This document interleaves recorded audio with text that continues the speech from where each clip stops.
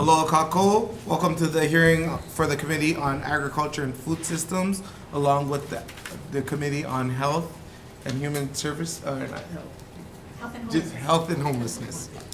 Today is February 8th, and the time is 9:01 a.m. We are convening in room 325. Today we have with us Vice Chair Kahaloa, Reps Cochran, Rep Ward. And on the House side, we have Representatives Lovato, Kobayashi, and Takenouchi, and myself, Chair Baladi. Thank you. Before we get started, I'm going to go over some brief housekeeping rules. First, there's a 2-minute time limit per testifier in order to allow as many people to testify as possible. In the interest of time, if you have submitted testimony on time, our committee has received it. If you wish to present oral testimony, please summarize your written testimony. For testifiers attending over Zoom, please keep yourself muted and your video off while waiting to testify and after your testimony is complete. The Zoom chat function will allow you to chat with the technical staff only. Please use the Zoom chat for technical issues only. If you are disconnected unexpectedly, you may attempt to rejoin the meeting. If disconnected while presenting testimony, you may be allowed to continue if time permits. Please note, the House is not responsible for any bad internet connection on the testifier's end. In the event of a catastrophic network failure, it may be necessary to reschedule the hearing or schedule a meeting for decision-making. In that case, an appropriate notice will be posted. Please refrain from profanity or uncivil behavior. Such behavior will be grounds for removal from hearing without the ability to rejoin. Lastly, if time permits, we will offer the opportunity for walk-in testimony. For those who would like to testify in person but did not sign up, please make sure to provide your contact information to the clerk sitting to my right-hand side against the wall. We will now begin the hearing for the bills set forth today, and our first and only measure is HB 1359 relating to hemp. Our first testifier is Department of Agriculture. Good morning, Chair Gates, Chair Bellotti. Morris Atta, Deputy for Department of Agriculture. The department will stand on its testimony offering comments due to the complex nature of hemp and the various issues that are involved. But I did want to note that we did have concerns about how to verify the hemp, the source of origin issues concerning the measure. But other than that, we defer to Department of Health for the health issues. Thank you. Okay. Thank you. Okay, next testifier we have is the Attorney General via Zoom. I'm here. Oh, you're here. Okay, perfect. Good morning, chairs, committee members. My name is John Cole, Deputy Attorney General, filling in for Jody Yee this morning. You have our testimony with comments, and I do want to point out that we make 2 recommendations. One is to the definition of hemp biomass on page 8. We recommend that it be revised to delete flowers and leaves. Leaving that in makes it inconsistent with chapters 329, the Uniform Controlled Substances Act, and the criminal statutes in chapter 712. The second recommendation is that the wording that prohibits all penalties on page 8 be deleted, because that could prohibit penalties against hemp growers, for instance, for the illegal use of pesticides. But I'll be available and try to answer any questions you might have. Thank you. Appreciate your testimony. Next testifier we have is Kauai Hemp Company. Oh, Department of Health, sorry. Department of Health. Good morning, Chair Gates and Chair Bellotti. My name is Laurie Nagatoshi with the Food and Drug Branch. The department will stand on its written testimony, and if I may approach everyone with I actually should have attached these handouts from the Cannabis Regulators Association. That there's these hemp fact sheets that I thought would make this really complicated subject matter easier to understand. And so I just brought these in case, just to offer. Thank you. And I'll be here to answer any questions. Okay. Thank you. You for your testimony. Next testifier we have is Kauai Hemp Company. They're appearing via in person. Okay. All right. They are in support. We have a testifier named me. Okay, in support, we have the Hawaii Farmers Union United. In support, we have Kauai Hemp Co. in support, Omau Labs LLC in support, and we have 2 individuals in support. Is there anyone else here wishing to testify on HB 1359? Okay, seeing none. Members, any questions, comments, concerns?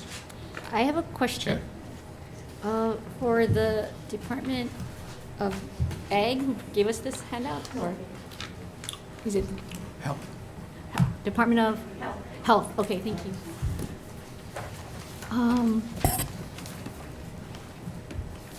So I am looking at your testimony, and it's regarding the 0.3 THC threshold.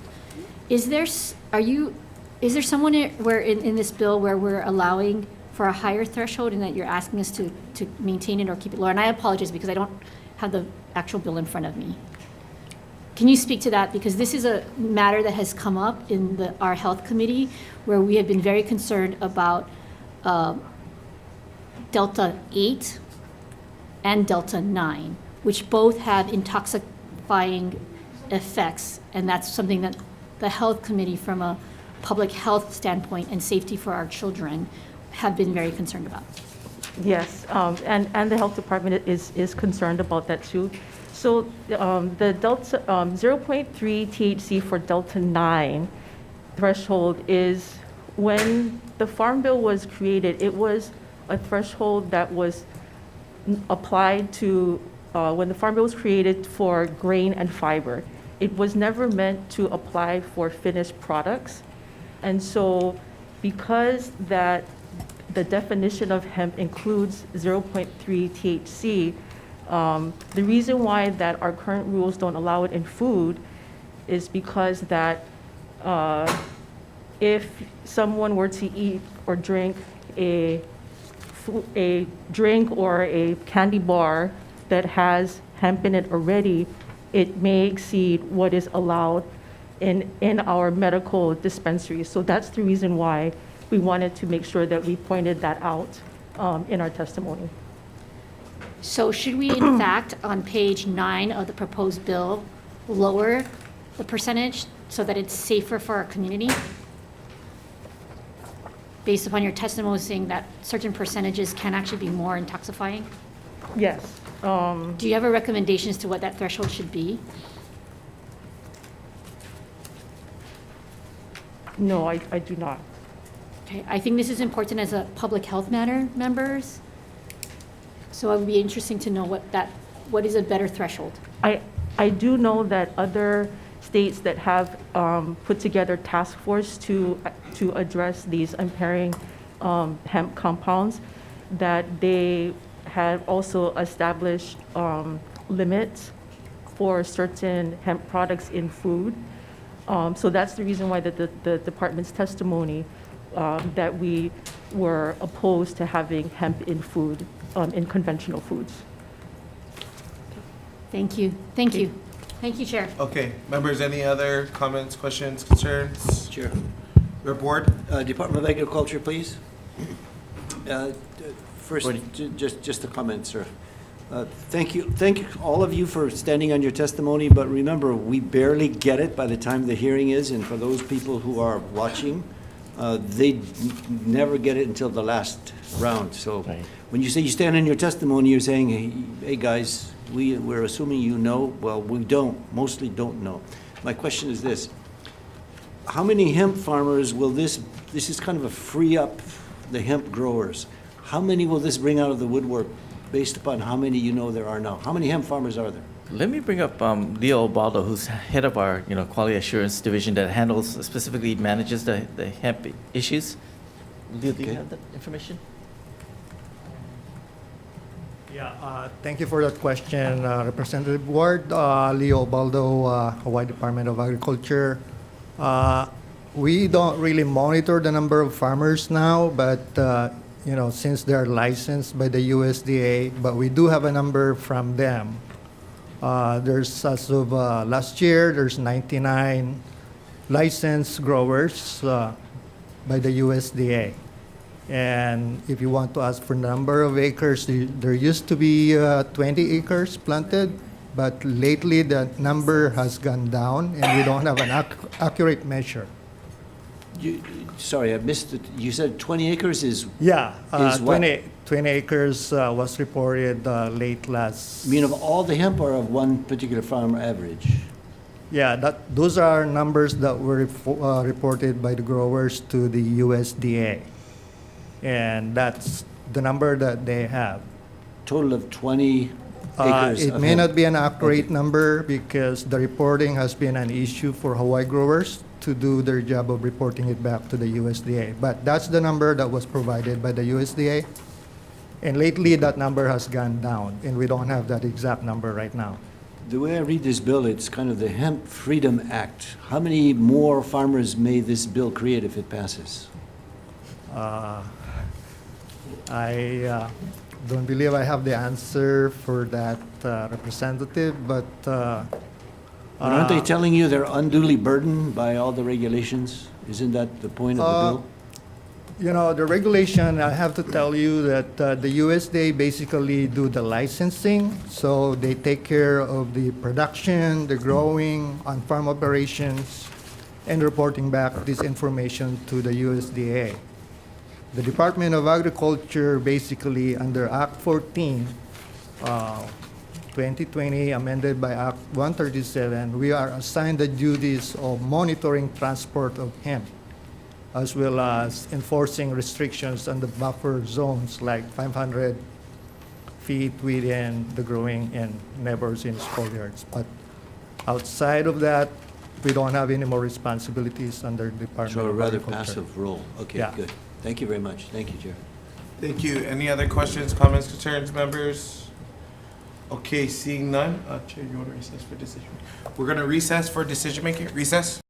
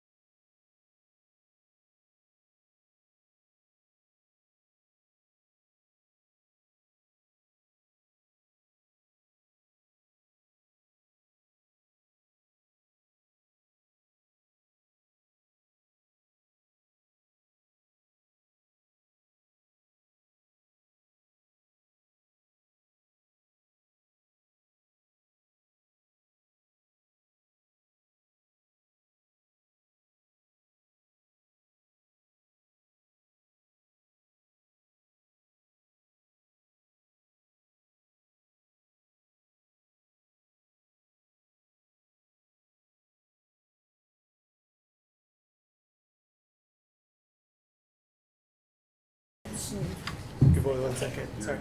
Okay. All right. We're gonna go into our 9 a.m. joint hearing with the Committee on Agriculture as well as Health.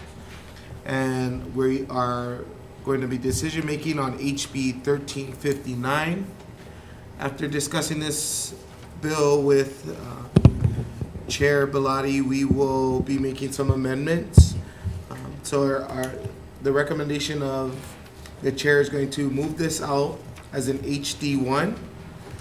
We are going to be taking the AG's recommendation, blanking out the percentage for Delta 9.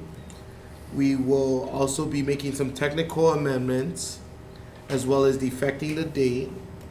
And in the committee report, we're going to request that the CPC committee look into the Delta 9 recommendations that AG brought up for further discussion. And with that being said, any comments, questions, concerns? Chair, I have a Rep. comment. Ward? I want to vote yes on this in honor of our former colleague, Representative Cynthia Thielen, who without this impetus from her, we probably wouldn't have this bill today. So for Cynthia Thielen, we call her the hemp lady. Yes. Thank you, Chair. Yes, thank you. Chair, just to clarify, the blank out for the percentage is the Health Committee's recommendation too, so thank you for taking that. But the AG's recommendations are with respect to the flour as well as the The wording leaves, wording of the penalties. Yes. So it's two different ones. Yes, we will be including that as well in the HD one. Okay. We have it's in here. Okay, so we're gonna go ahead and move for the vote. If there's not any more questions, comments, or concerns, Vice Chair for the vote. Thank you, Chair. Voting on HB 1359, Chair elects to pass with amendments. Vice Chair and Vice Chair vote aye. Representative Cochran? Aye. Representative Lowen? Aye. Representative Peruso, excused. Representative Woodson? Aye.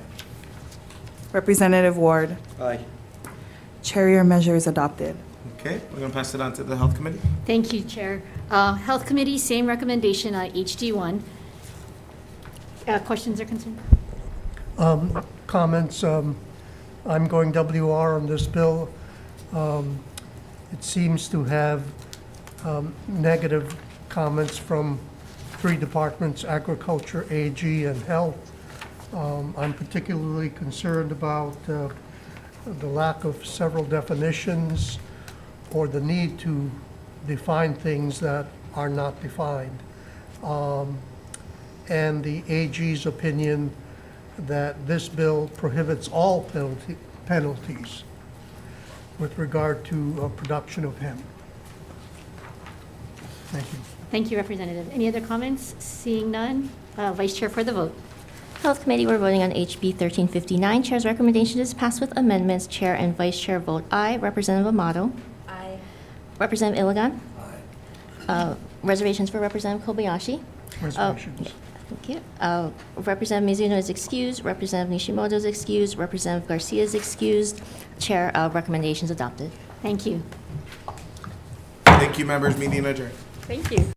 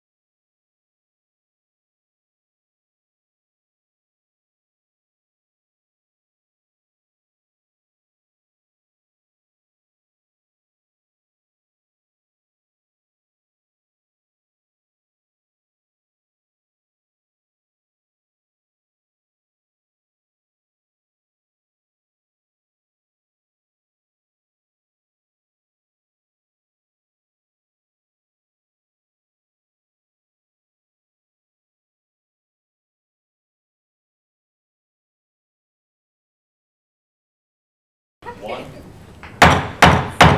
Kako, welcome to the hearing for the Committee on Agriculture and Food System. Today is February 8th, 9:45, and we are convening in room 325. Today we have with us Vice Chair Kahaloa, Rep. Cochran, Rep. Lowen, and Rep. Peruso. Before we get started, I'm gonna go over some brief housekeeping rules. There's a 2-minute time limit per testifier in order to allow as many people to testify as possible. In the interest of time, if you have submitted testimony on time, our committee has received it. If you wish to present oral testimony, please feel free to summarize your testimony. For testifiers attending over Zoom, please keep yourself muted and your video off while waiting to testify and after your testimony is complete. A Zoom chat function will allow you to chat with technical staff only. Please use the Zoom chat for technical issues only. If you are disconnected unexpectedly, you may attempt to rejoin the meeting. If disconnected while presenting testimony, you may be allowed to continue if time permits. Please note the House is not responsible for any bad internet connections on the testifier's end. In the event of a catastrophic network failure, it may be necessary to reschedule the hearing or schedule a meeting for decision making. In that case, an appropriate notice will be posted. Please refrain from profanity or uncivil behavior. Such behavior may be grounds for removal from hearing without the ability to rejoin. Lastly, if time permits, we will offer the opportunity for walk-in testimony. For those who would like to testify in person but did not sign up, please make sure to provide your contact information to the clerk sitting to my right-hand side against the wall. We will now begin hearing the bills set forth on today's agenda. The first bill we will be hearing today is HB 695 relating to fences. And the first testifier we have is Hawaii Farm Bureau.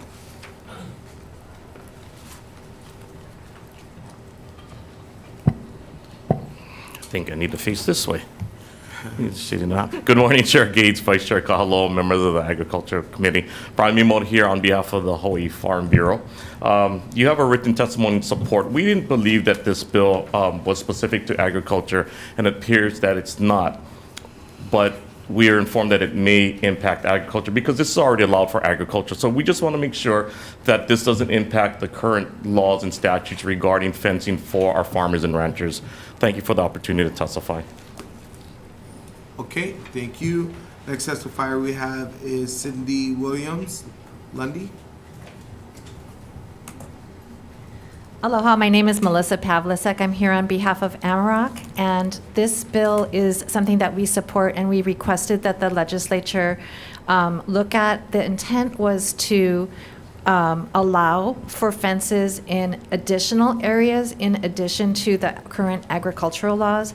So currently, the electric fences are allowed in certain agricultural settings, but to address theft, crime, property crimes, burglaries, we are looking to install fences in industrial areas to protect against catalytic converter theft, copper theft, and other things like that, primarily as a deterrence and also to signal an alarm if the fence is breached. So our request of the legislature was to leave the agricultural fences as they are currently allowed, and in addition to allow for the permitting at the county level of battery-powered fences. So if some clarifications need to be made, and I had the opportunity to speak with some advocates prior to this hearing to specifically make it clear that this wasn't putting additional restrictions on farming or agricultural fences, we would be very supportive of that. Okay. Thank you for your testimony. Okay, next testifier we have is Penske Truck Leasing. Okay, seeing none. Okay, we have the Hawaii Cattlemen's Council. Thank you, Chair Gates, Vice Chair Kahaloa, and members of the committee. I'm Nicole Galassi on behalf of the Hawaii Cattlemen's Council. You'll see that we submitted testimony in opposition to this measure, as we do have concerns that it will negatively impact the ability for Hawaii's cattlemen and livestock producers to utilize these electric fences, as they have been. But I do want to thank Chair Gates and the introducers of this bill, Melissa, for being open to amendments to ensure that the bill will allow for the use of electric fences on ag operations as is. so that it doesn't put undue burden on producers. My understanding is that it is to expand use of electric fences elsewhere, but not to restrict use on ag lands. So mahalo for that. Thank you. Thank you.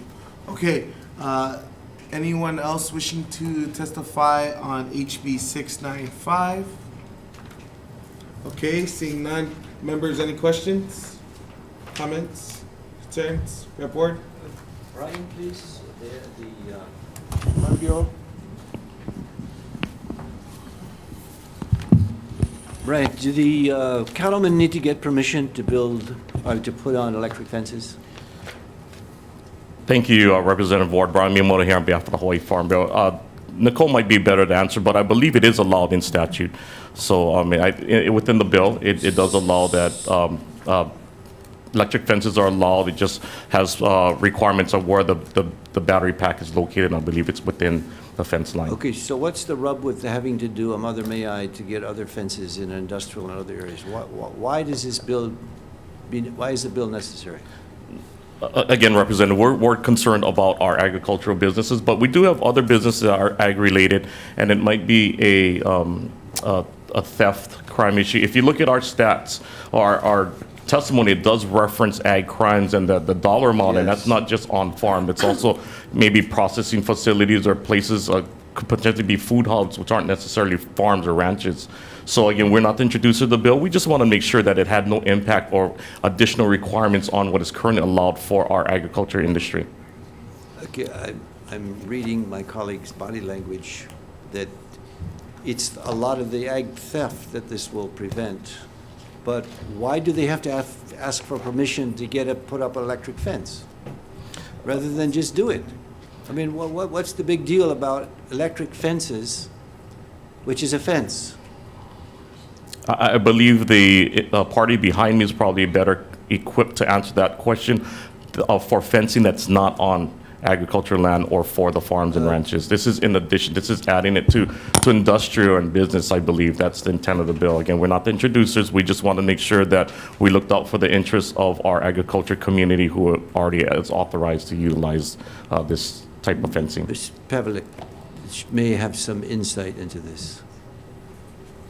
Thank you. I think Brian was about to say what I was going to say as well, which is the current statute specifically allows electric fences for agriculture, so no changes needed there. And it doesn't prohibit battery-powered fences in other areas, but when we sought a permit at the city, they pointed to the state law specifically only allowing it for agriculture and recommended that we seek a change in the law just to clarify that we can also get a permit in an industrial area. So I'm not sure that we actually need this, but the City Department of Planning and Permitting informed us that they wouldn't be able to issue a permit unless we got this law changed. So we came to you to ask for your help. So a permit is required to put up a fence? In an industrial area, yes. In an industrial area. But a residential area? We wouldn't be using this No, type of okay. fence in a residential area. Even though I should note that I had a 75-pound German Shepherd who would jump over my fence, and I put an electric wire on the top of it, and it hit his nose once, and he never climbed out and ran away after that. But I was not aware that I had to have a permit for that, which I'm still not convinced that we need to permit electric fences, quite frankly. Thank you. Thank you, Chair. Ward. Thank you. Any other questions, comments, concerns? I have a question for Cattlemen's Council. Yes, hi, Chair. Hi, thank you, Nicole, for submitting testimony. So I think we're gonna move this measure out, and one of the ideas that we were thinking is exempting agriculture use when requiring permits and to allow for the agriculture use of electric fences to be permitted without the restrictions in this bill in order to expand the use of electric fences. Does that settle Yeah, the I concerns think- that you folks have in your opposition to this measure? Yes, I think if those changes were made, then the electric fences could be used as is on ag operations, and we wouldn't oppose others being able to use electric fences elsewhere. Okay, Thank you for Yeah, that clarification. thank you. Any questions, comments, concerns, members? Okay, seeing none, we're gonna move on to HB 1269 relating to agriculture districts. First testifier we have is the Department of Agriculture. Just confirming, it's HB 1359. Yes? HB 1269. Oh, 1269, sorry. Getting mixed up with all of them. Good morning, Chair Gates, members of the committee. Morris Sata, Deputy for the Department of Agriculture. The department is offering comments on this bill, but appreciates, the efforts of the legislature to support, locally grown products and food hubs. We wanted to make two recommendations, basically, and that is the first being for consistency purposes. It's offered in our testimony, restoring the phrase "grown in Hawaii" and value-added products that were produced using agricultural products grown in Hawaii. That's just for consistency purposes with the other section that we're seeking conformity. The other recommendation was the changes to the language on page 6. We had a concern about when allowing food hubs onto agricultural lands that's, we don't have an objection to that, but what happens to the remainder of the lands in a parcel was of concern to us because if they were, for whatever reason, taken out of productive ag use, it would be diminishing our capacity to produce food. So we put in a recommended change that could possibly protect that use. Thank you. Thank you. Appreciate your testimony. We're gonna go ahead and move on to our next testifier, Hawaii Farm Bureau. Thank you, Chair, Vice Chair, members of the committee. The Hawaii Farm Bureau provides comments. We actually have concerns with this bill. We absolutely support food hubs, which supports those small farmers, allows them to work with the food hubs to aggregate, distribute, enter more markets that they may be unable to as a small farmer. However, we're not sure why the law is being proposed to be changed that's going to eliminate grown in Hawaii and value-added products that were produced using agricultural products grown in Hawaii. We thought that was the intent of food hubs, to help serve the small farmers who are growing products in Hawaii. So we're completely removing that and essentially allowing imported products to be aggregated and used at these food hubs. So we do have strong concerns with this measure. Again, we don't want to come off and not support food hubs, but food hubs are already allowed in statute in 205. This is actually removing a local requirement, which we believe is the intent of the food hubs. So we do have concerns with this measure. Thank you for the opportunity to testify. Thank you. Okay, next testifier we have is Medical Dairies. Okay. Seeing no one present. We have the oh, Scott. Okay. All right, medicals. Yep.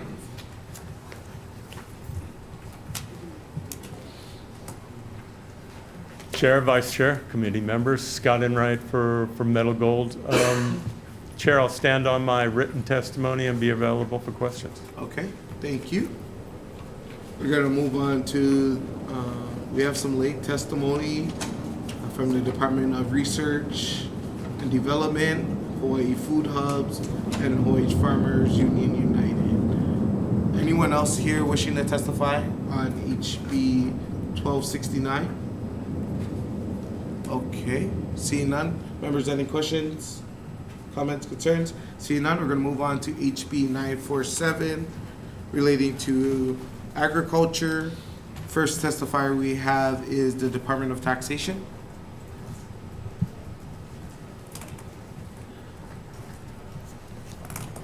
Aloha Chair, Vice Chair, members of the committee. My name is Charlene Tagami. I'm here on behalf of the Department of Taxation. The department stands on its written testimony. I'm available for any questions. Thank you. Thank you. Next testifier we have is the Department of Agriculture. Morning, Chair, committee members, Morris Sata, Deputy for the Department. The department supports the intent and provides comments. We appreciate, the legislature's efforts to develop the food manufacturing industry. But we had one concern about the department's role in ascertaining what expenses qualify for the tax credit. And it appeared to be quite open-ended, and it would be difficult for us to ascertain the value that should be assigned to any credits that may be granted. Thank you. Okay, thank you. Next testifier we have is the Attorney General.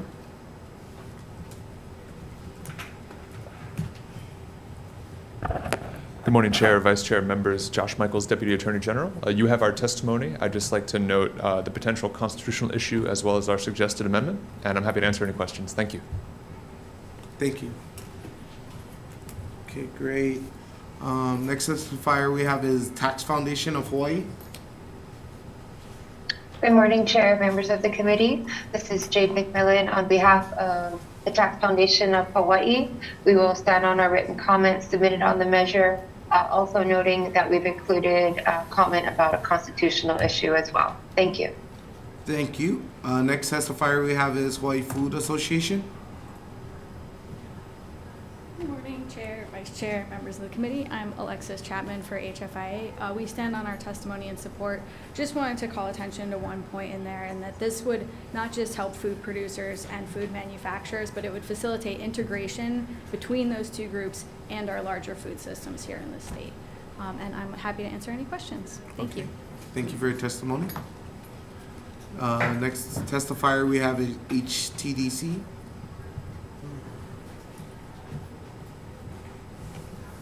Thank you, Chair, Vice Chair, members of the committee. Len Higashi from Hawaii Technology Development Corporation.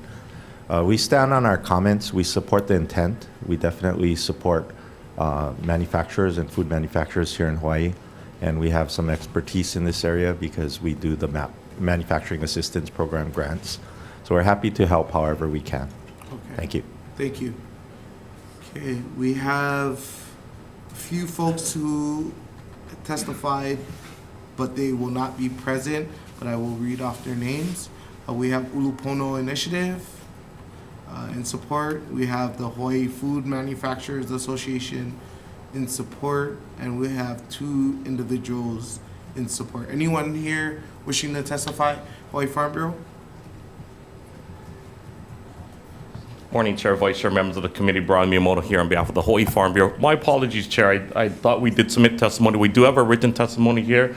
We stand in strong support of this measure. Again, any opportunity to increase farm viability, and that's what value-added products can do, we do support. So we'll get the testimony over to you, Chair, so you can distribute to the committee. Sorry about, we thought we had submitted testimony, but we do stand on our testimony in support. Thank you. We have your testimony. Okay.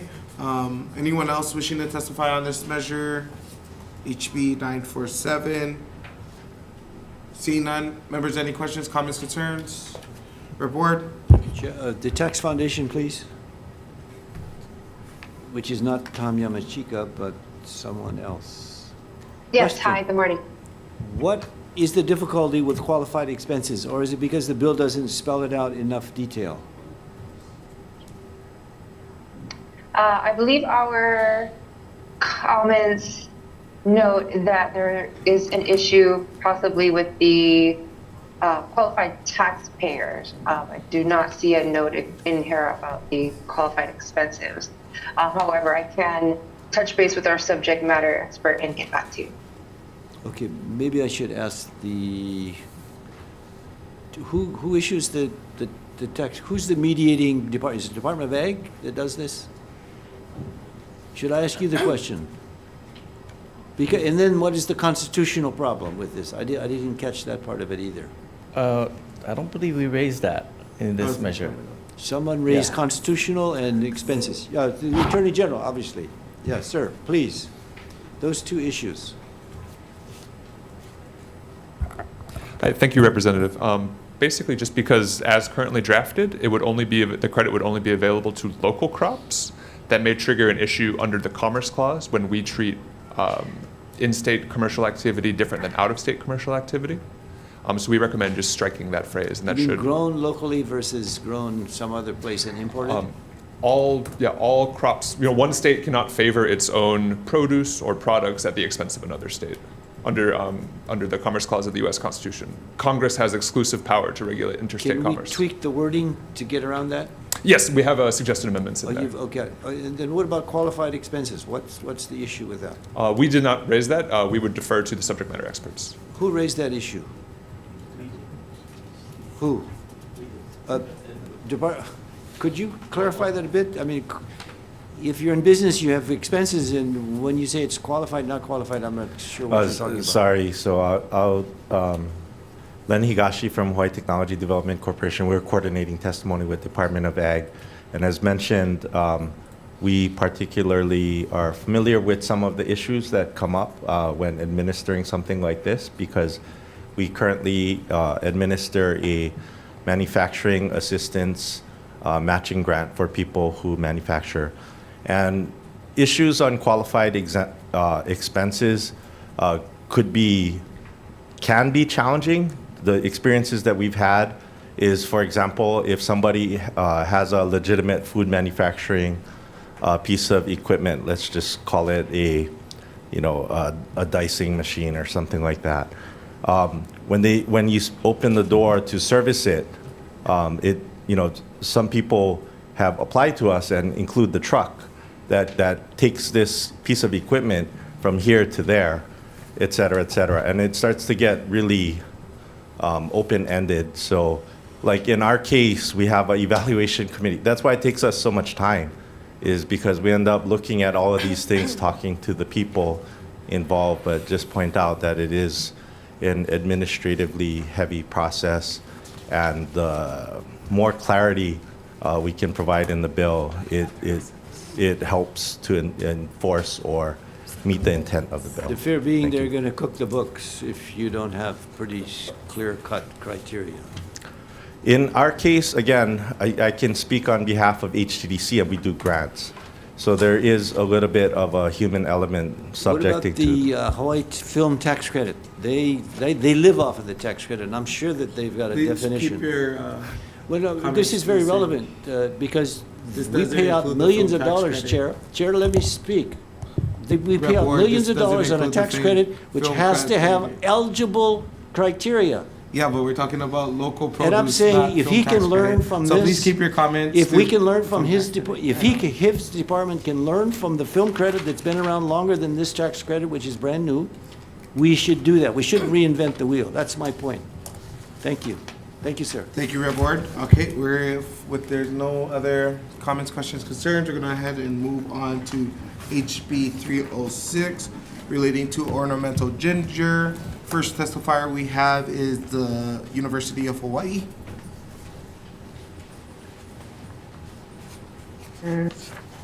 Aloha, Chair. Can you hear me? Yes. Yes. Aloha, Chair and Vice Chair. My name is Anya Bechorek, and I'm the Interim Dean for College of Tropical Agriculture and Human Resources. First of all, I really wanted to apologize for not being able to testify in person. I ran into some difficult circumstances that prevent me to testify in person this week. But thank you for the opportunity to testify in support of Bill HB 306.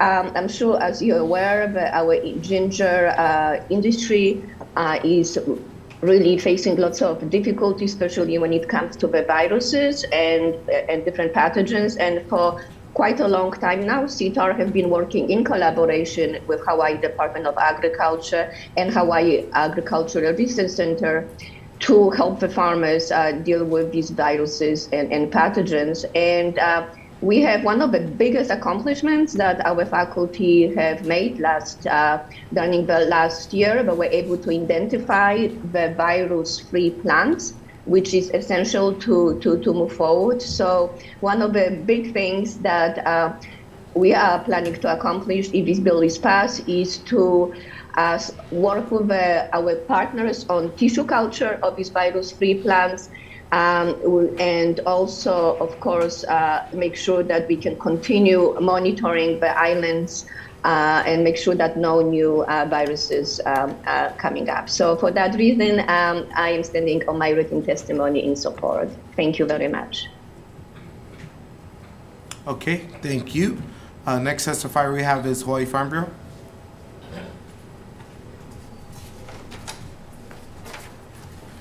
Morning, Chair, Vice Chair, members of the committee, Brian Miyamoto here on behalf of the Hawaii Farm Bureau. We stand on our written testimony in support. We've come forward for a number of years asking for CTAR support or support for CTAR funding in order to help our ginger growers. It's on Oahu, but like every invasive species, the potential to spread statewide is there. So we want to find mitigation strategies, do continued research and prevention protocols, and allow our farmers to continue to grow ginger. We've heard some that just have stopped already. Just the pathogens, the viruses, they can't keep up with it. So we do ask for continued funding. The legislature was supportive last year and actually funded $100,000 within HB 1147, which was the HTA budget bill, which was ultimately vetoed. So that's why we're coming back. We did ask for $100,000 last year. It's $125,000 for the next 2 years, and we believe that will be all that we'll be asking the legislature for. And we think we can find solutions with that funding. So thank you for your continued support for our nursery growers and our farmers. Aloha. Mahalo. Next testifier we have is Russell Galinati. Good morning, Chair, Vice Chair. Thanks for giving me a chance to talk today. I am the floriculture extension agent that works statewide on the red ginger virus. So I've been working on it for the past 4 years, and I can add a little bit to my written testimony. We've lost over half the farms that have been producing red ginger in the last 4 years. So that means over half the farms that were producing red ginger have stopped producing. We can't attest that's just due to viruses, but we most likely think that the viruses are the reason that people are stopping production.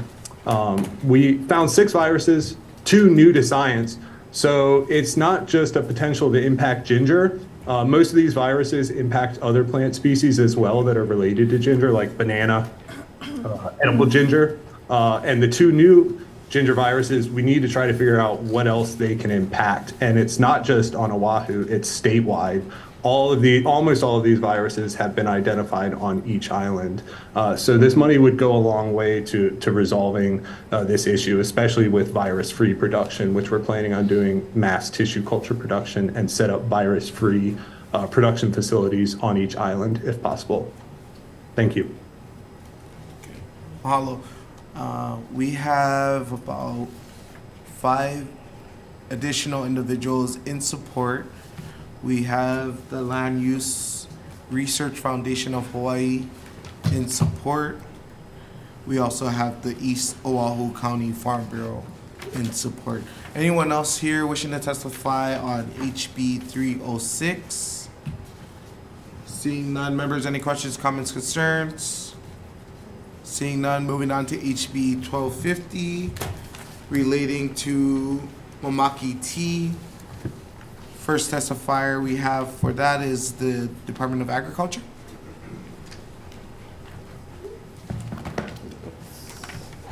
Sorry.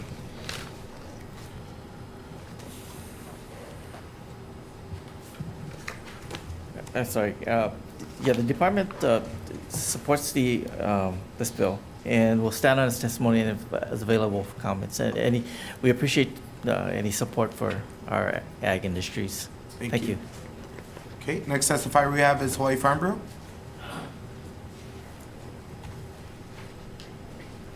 Thank you, Chair, Vice Chair, members of the committee. Brian Miyamoto here on behalf of the Hawaii Farm Bureau. Hawaii Farm Bureau supports this measure. We support this fairly new as far as crop in Hawaii. I mean, it's from Hawaii, but the Mamaki tea industry is fairly new, so I wouldn't say the crop is new. So we do want to offer some protections. We do suggest that we look at building up the enforcement capacity within the Department of Agriculture for labeling. We've heard MacNut labeling, obviously coffee labeling, Mamaki labeling. So they were reduced, or the capacity was lost during the RIF in 2008. So I think with a lot of these labeling issues coming up, it may be prudent to look at rebuilding their enforcement capacity so that they can have the bodies to do the enforcement needed to protect our iconic and culturally important crops here in Hawaii. Thank you for the opportunity to testify. Okay, thank you.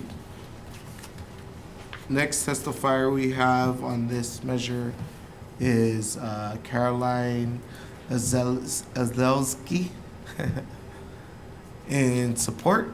Okay, anyone wishing to testify on HB 1250? Okay, seeing none. Members, any questions, comments, concerns? Seeing none, we're going to move on to our last bill, HB 1295, relating to farms. First testifier we have is Department of Agriculture.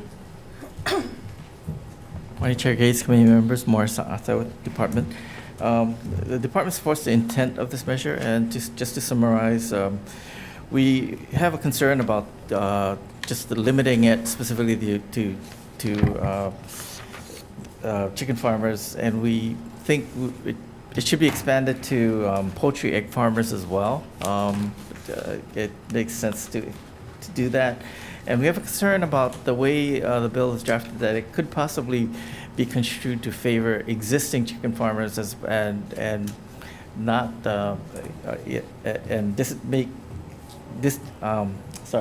not support the younger or new farmers coming into the market, because there's a qualifying condition of prior incurred costs, which of course new and younger farmers wouldn't have. So it would appear to favor existing farmers over newer farmers. We also wanted to note that, because this is a grant program, and as in prior testimonies, we've noted that ordinarily grant programs need standards built into the legislation. So we included suggested language that could possibly address that issue. Thank you. Thank you. Next testifier we have is Hawaii Farm Bureau.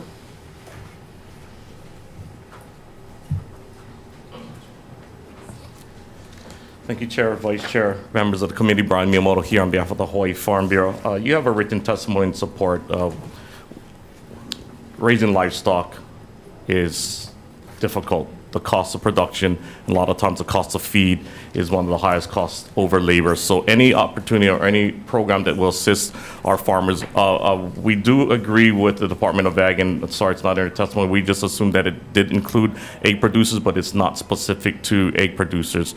So if there needs to be some clarification that our egg farmers are part of this program, which we believe is the intent of this measure, we do request that the committee consider making some amendments to clarify that it is for the egg producers also.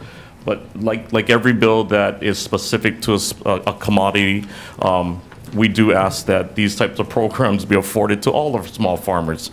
And we do understand that there is an agriculture investment program bill that may encompass a lot of what these other bills are doing. So again, we appreciate any support for our farmers and ranchers, in this particular case for egg farmers and our chicken farmers. Thank you for the opportunity to testify. Thank you. Okay, we have the Attorney General via Zoom. Good. Oh, in person. Good morning, Chair, Vice Chair. I apologize for the late testimony. This is Jody Yee for the Attorney General's office. Our concern was the lack of standards for this program. My understanding is the Department of Ag also submitted some draft language. We also submitted some draft language, so you can look and decide which standards you would like to amend. But so long as you put in some standards, that is will satisfy the requirement as far as. Thank you. Thank you. Okay, that was the last testifier that verified they would be here in person or on Zoom. There are a few organizations that testified: Hawaii Farmers Union United in support, Kuvale Ridge Farms in support, Hawaii Food Service Alliance in support, and Donna Kiave with comments. Anyone else wishing to testify on HB 1295? Okay, seeing none. Members, any questions, comments, concerns? Report. Chair. Thank you, Chair. Farm Bureau, please. Brian, are you still? Yeah, Brian. Brian, on page 1, it's blank as to what the grant amount should be. In your expert opinion, given for new or old existing farmers, what would you suggest as this bill moves along? We should consider either an exact figure or a range. Look at the bottom of page 1 of the bill, and it says blank. What do you commend that should possibly be? Ron Miyamoto here on behalf of the Hawaii Farm. Thank you for the question, Representative. With the differing egg producers that we have, and I believe there's 4 or 5 right now. It might be a range. I understand that there needs to be a dollar amount whenever legislation is passed. The higher, the better. But I don't have a specific amount. We can consult with the farms that we believe this would impact, and we could provide some data. We've seen everywhere from $5,000 to $10,000, $25,000 grants. Again, being an egg farmer is costly. Like every other farm, it is a business, and there are a lot of costs. And because we don't manufacture a lot of things, to include feed, majority of their inputs have to be imported. So we have those transportation costs, all those additional costs to raise the eggs or the chickens. So I do apologize, Representative. But Brian, take a low, what's the lowest it should be and what's the highest it should be, just off the top of your head?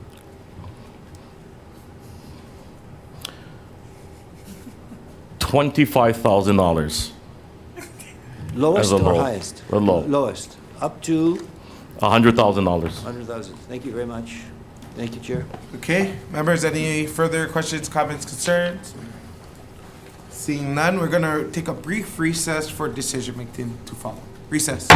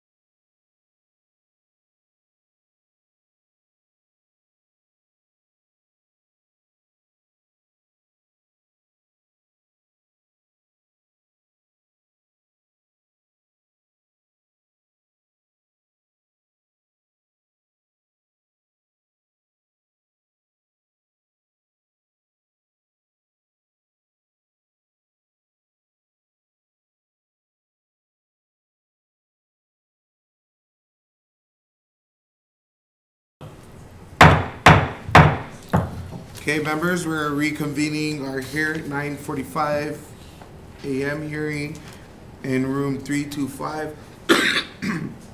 And we are going to take up these bills for decision making.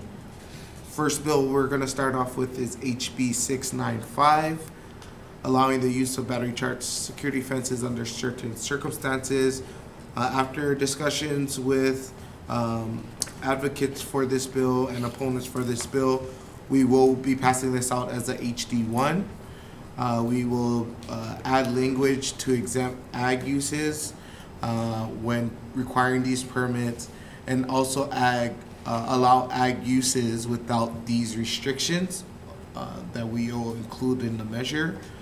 Along with that, we will make sure that this bill will be able to expand the uses of electric fences in the language as well. And with that being said, any questions, comments, concerns? Rep. Ward? Chair, I have a comment. Go ahead. A couple of comments. First of all, I don't think it's needed. And if the city and county needs assurance, I think we could do that administratively rather than codifying and putting this in. And thirdly, when people are protecting their property and they got to do a mother may I with the government, I think that's a bit of an overreach. And not because my dog would have been illegally having a piece of barbed wire, but if residential people wanted to do this, this bill says you cannot do that because you are zoned residential. I think that's a preemption of the property rights of the individuals. So for those reasons, I think this is a bit of an overkill. We're hitting something which common sense would say you shouldn't have to do that. I wish the city and county would be here to explain why they're being so bureaucratic about a simple thing of protecting their property and the agricultural products. But having said that, those are my opposition, but obviously this will pass regardless of that. Thank you. Thank you, Rep. Ward. Any other comments, questions, concerns? Seeing none, Vice Chair for the vote. Mahalo, Chair. Committee voting on HB 695. Chair recommends to pass with amendments. Chair and Vice Chair vote aye. Representative Cochran? Aye. Representative Lowen? Aye. Representative Peruso? Aye. Representative Woodson? Aye. Representative Ward? Chair, your measure is passed. Thank you. Members, moving on to HB 1269. We know that this bill needs a little bit more work regarding the definitions of food hubs. I think the intent was great on this measure, but the language really needs some work. So we're going to defer this measure, members. Moving on to HB 947. Chair's recommendation, this is relating to agriculture. Chair's recommendation is going to be to move this out as an HD1. We are going to keep the tax credit blank, as well as the cap for the tax credit blank. We are also going to take language from the Attorney General's office. So we're going to accept that language and insert that into this HD1. We will also be defecting the date to July 1st, 3000, as for all bills on this agenda. Any questions, comments, concerns, members? Seeing none, Vice Chair for the vote. Voting on HB 947, Chair and Vice Chair. The recommendation is to pass with amendments. Chair and Vice Chair vote aye. Noting the full committee's presence here, anyone voting no? Anyone voting today with reservations? Chair, your measure is adopted. Thank you, Vice Chair. Okay, we're going to move on to HB 306 relating to ornamental ginger. Chair's recommendation is to pass this out as a HD1, effecting the date to July 1st, 3000. Any questions, comments, concerns, members? Seeing none, Vice Chair for the vote. Voting on HB 306, the recommendation by the chair is to pass with amendments. Chair and Vice Chair vote aye. Noticing the presence of all of our committee here today, are there any with noes? Anyone voting with reservations? Chair, your measure is adopted. Okay, members, we're going to be moving on to HB 1250 relating to Mamaki tea. Chair's recommendation is going to pass this out as a HD1, as defecting the date to July 1st, 3000. Any questions, comments, concerns, members? Seeing none, Vice Chair for the vote. Mahalo, Chair. Voting on HB 1250, the recommendation by the chair is to pass with amendments. Chair and Vice Chair vote aye. Since we are here fully present today, any representatives voting no today? Any voting with reservations? Chair, your measure is adopted. Thank you, members. Voting on our last bill, HB 1295. We are going to move this out with the HD1. We are going to accept language from DOA in their testimony to include and address concerns from the Attorney General's office. We also will defect the date to July 1st, and we're going to include language to support new farmers and producers to make sure that this grant will be to also help not just those that are in the industry now, but those who want to get into the industry. With that being said, any questions, comments, concerns? Seeing none, Vice Chair for the vote. Mahalo, Chair. Voting on HB 1295, Chair recommends to pass with amendments. Both Chair and Vice Chair vote aye. Representative Cochran? Aye. Representative Lowen? Aye. Representative Peruso? Representative Woodson? And Representative Ward? Chair, your measure is adopted. Awesome. Thank you, members. We appreciate you being here. We're going to adjourn this. Adjourn.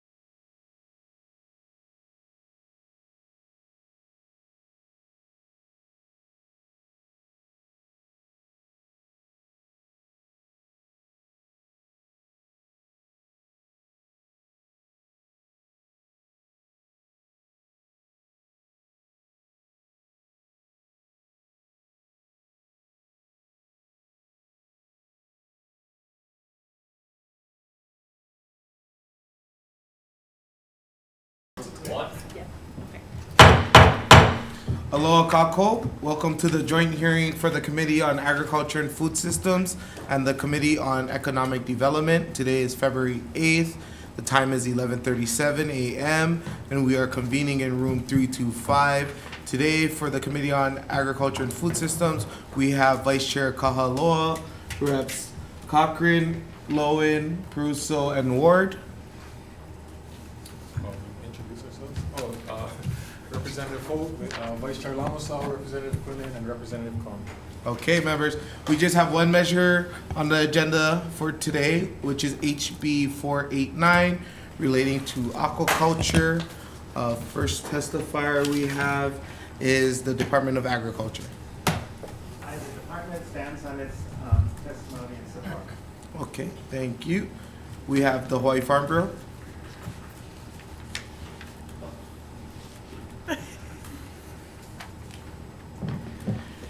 Morning, chairs, vice chairs, member of the committees, Brian Miyamoto here on behalf of the Hawaii Farm Bureau. We support this measure with comments. We absolutely support the aquaculture industry. You've seen our testimonies in previous hearings in previous years.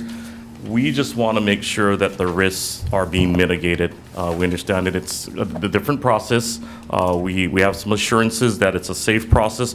We just want to make sure we protect our fragile ecosystems, and there are processes to make sure that, again, the risks are addressed. But we do support the measure. Thank you for the opportunity to testify. Thank you for your testimony. We have Inga Gibson. Good morning, chairs, committee members. Inga Gibson on behalf of Animal Welfare Institute. We did submit brief comments with the committee's consideration of an amendment that I have now discussed with Todd from HDOA. As you all know, aquaculture is a growing industry, and with that, there are a lot of breakthroughs in science and information about the necessary care and welfare issues surrounding aquatic livestock. So we would ask that the committee consider adding reference to the welfare of aquatic livestock in Section 4 regarding the program that the department develops. There have been a number of cases you may have seen recently regarding octopuses and other species that are possibly being farmed, and there's a lot of concern around what animals may or may not be appropriate for farming. So we really appreciate adding this and continue to work with the department on these issues. And just wanted to mention, we don't necessarily request that there be a new section, but if in considering the best practices of the aquaculture industry or the relevant standards or policies and development, that there could just be some reference to welfare and care of aquatic livestock. That way we can work with the department if and when this goes to rule promulgation. So thank you very much. Happy to answer any questions. Thank you for your testimony. Okay, we have Regina Gregory in opposition. Is there anyone else wishing to testify on HB 489? Okay, seeing none. Members, any questions, comments, concerns? Seeing none. Members, any questions? Okay, we're going to take a quick recess for decision making. Recess.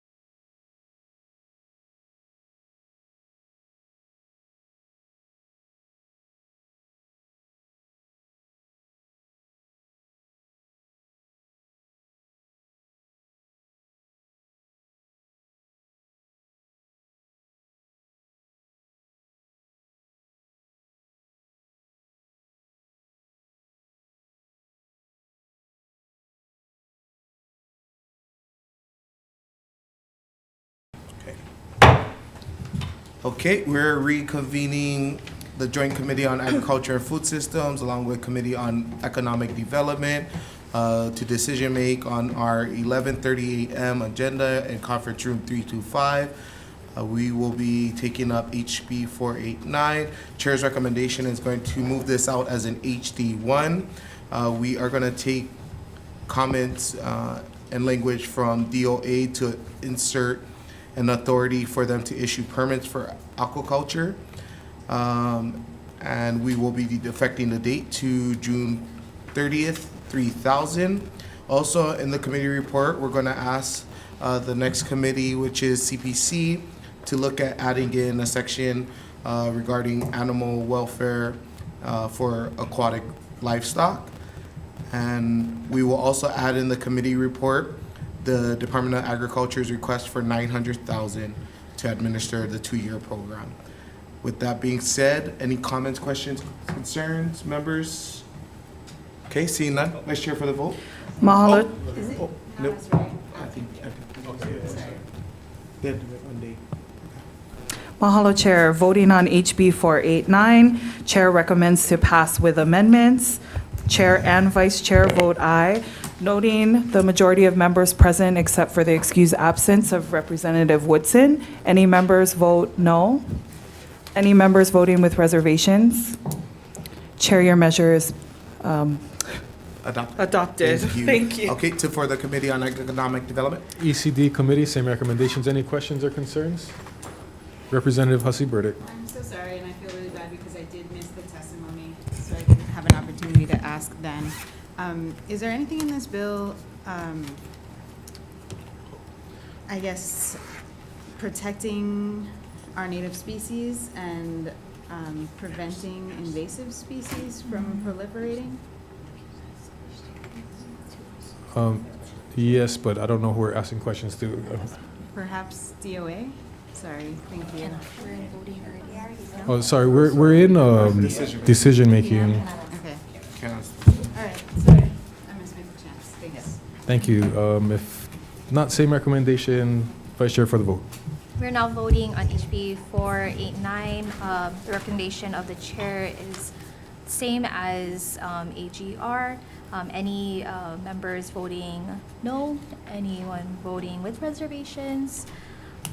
Chair, all members vote aye. Recommendation is adopted. Okay, this committee hearing is adjourned.